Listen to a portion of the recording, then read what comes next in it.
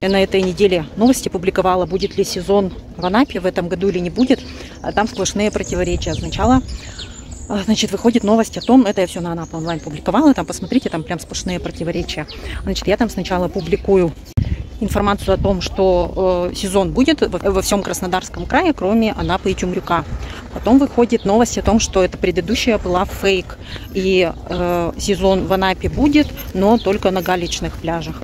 А потом сегодня вот я опубликовала карту, где все побережье от Темрюка до Утриша, по-моему, полностью красной линии. Ну, то есть там полностью будет запрещено купание.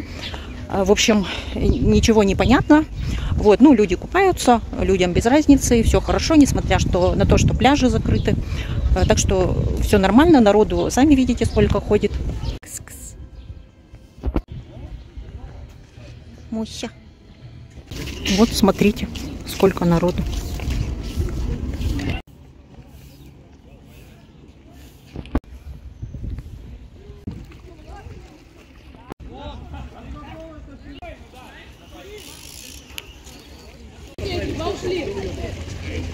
Ну, запаха мазута нет, но есть запах тины.